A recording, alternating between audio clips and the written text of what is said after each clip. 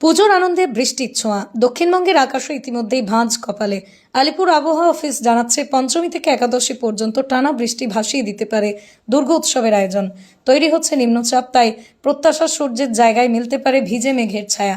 কিন্তু ভাবুন তো, বৃষ্টি কি সত্যিই পুজোর আনন্দ কেড়ে নিতে পারে? ঠাকুর দেখার ভিড় হয়তো কমবে না, ভিজে ছাতার আড়ালে দাঁড়িয়েও ঢাকের শব্দ বেজে উঠবেই। অঞ্জলির সময় ভিজে হাতও প্রার্থনায় ভরে উঠবে। দুর্গাপুজো কেবল আলো আর সাজ নয়, এ এক আবেগ, এ এক মিলন মেলা। তাই মেঘ যতই ঘনিয়ে আসুক, উচ্ছ্বাসের রং ভিজে যাবে না, বরং বৃষ্টি হয়তো স্মৃতি হয়ে থাকবে। ওই বছর পুজোয় ভিজেছিলাম একসাথে। তবুও সাবধানে থাকুন, নিরাপদে থাকুন। ভিড়ের মাঝে বৃষ্টি সামলাতে ছাতা, রেনকোট নিন। বিদ্যুতের খুঁটি বা বৃষ্টিতে ভেজা তারের কাছে যেন না যান। বাচ্চা আর বয়স্কদের সুরক্ষার দিকে বিশেষ খেয়াল রাখুন, কারণ দুর্গাপুজো মানে শুধু আনন্দ নয়, দায়িত্ব। এখন আমাদের আবহাওয়ার যা পরিস্থিতি, তাতে আজকে সকালের আমাদের যা বিশ্লেষণ, তাতে একটা নিম্নচাপ রেখা বাতাসের উপরিভাগে রয়েছে উত্তরপ্রদেশ থেকে বাংলাদেশ পর্যন্ত।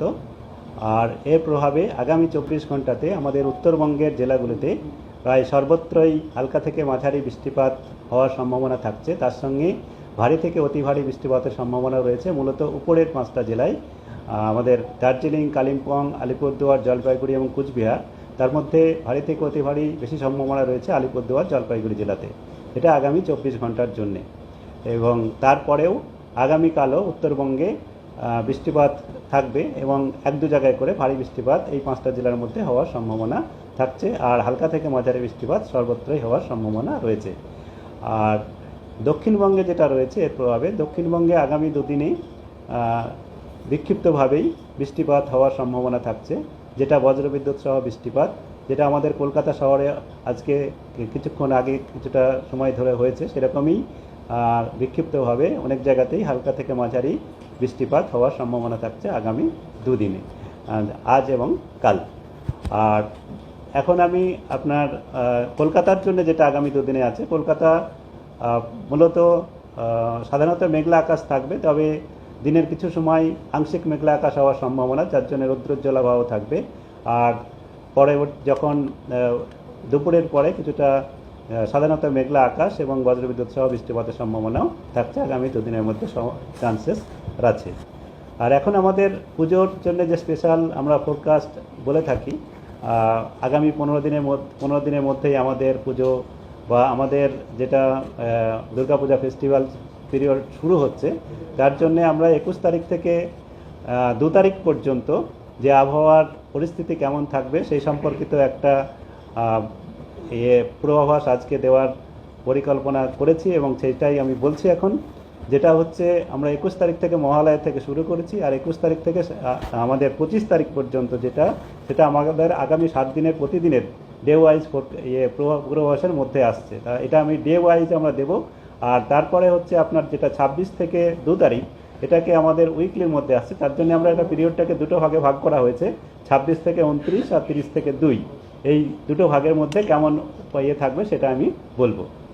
আর 21 তারিখে যেটা রয়েছে আমাদের, 21 তারিখে মহালয়ার দিনে দক্ষিণবঙ্গের সমস্ত জেলাতেই কেবলমাত্র হালকা থেকে মাঝারি বৃষ্টিপাত, বজ্রবিদ্যুৎ সহায় সম্ভাবনা থাকবে এবং রৌদ্রোজ্জ্বল আবহাওয়ার সঙ্গে সঙ্গে যখন বৃষ্টিপাত হবে বা হবে সেই সময় সাধারণত মেঘলা আকাশ থাকবে, তবে বৃষ্টির পরিমাণ খুব বেশি থাকবে না, কেবল বিক্ষিপ্তভাবেই হালকা থেকে মাঝারি বৃষ্টিপাত হওয়ার সম্ভাবনা থাকবে।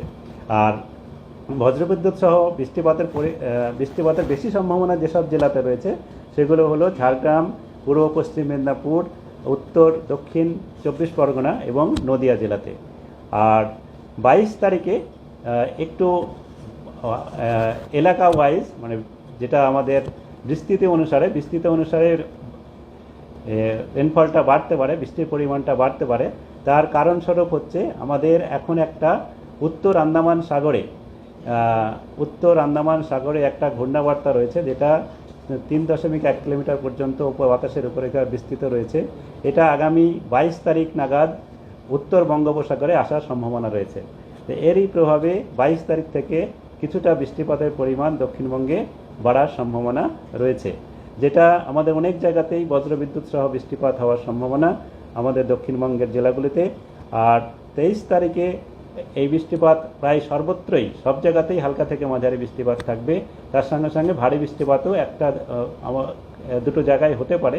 মূলত আমাদের উপকূল অঞ্চলের জেলা দক্ষিণ 24 পরগনা এবং পূর্ব পশ্চিম মেদিনীপুর জেলাতে এই 23 তারিখে এটা হচ্ছে। এইবার হচ্ছে আমাদের 24 তারিখে যেটা রয়েছে, 24 তারিখে আবার বৃষ্টিপাত কিছুটা সামান্য কমতে পারে, যেখানে বৃষ্টিপাত থাকবে, যে ভারী বৃষ্টিপাতের সতর্কতা নেই, কিন্তু হালকা থেকে মাঝারি বৃষ্টিপাত সর্বত্রই হওয়ার সম্ভাবনা থাকবে দক্ষিণবঙ্গে। 25 তারিখে আমাদের বৃষ্টিপাত যেটা থাকবে সেটা হচ্ছে বিক্ষিপ্তভাবে বা অনেক জায়গাতেই হালকা থেকে মাঝারি বৃষ্টিপাত দক্ষিণবঙ্গে থাকার সম্ভাবনা থাকছে। এবার 26 থেকে 29 যেটা রয়েছে আমাদের দক্ষিণবঙ্গের জন্য, আমি প্রথমে দক্ষিণবঙ্গের বলে নিচ্ছি, তারপর উত্তরবঙ্গে বলবো। দক্ষিণবঙ্গের 26 থেকে 29 যে পিরিয়ডে বলা হচ্ছে, এই সময়ে আমাদের একটা বিশ্লেষণে যেটা উঠে আসছে, তাতে 25 থেকে এই পিরিয়ডের 25-26-এর মধ্যে অ্যারাউন্ড 25-এর মধ্যে একটা নিম্নচাপ আমাদের উত্তর পূর্ব বা মধ্য পূর্ব বঙ্গোপসাগরে আসার সম্ভাবনা রয়েছে, নতুন একটা নিম্নচাপ।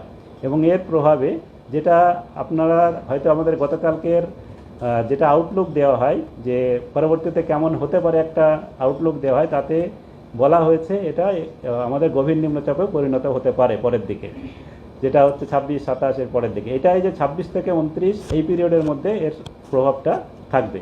তো এই পিরিয়ডের মধ্যে আমাদের বৃষ্টিপাত কয়েকদিন প্রায় সর্বত্রই হালকা থেকে মাঝারি বৃষ্টিপাত, এবং 2-1 দিন অনেক জায়গাতেই হালকা থেকে মাঝারি বৃষ্টিপাত থাকবে।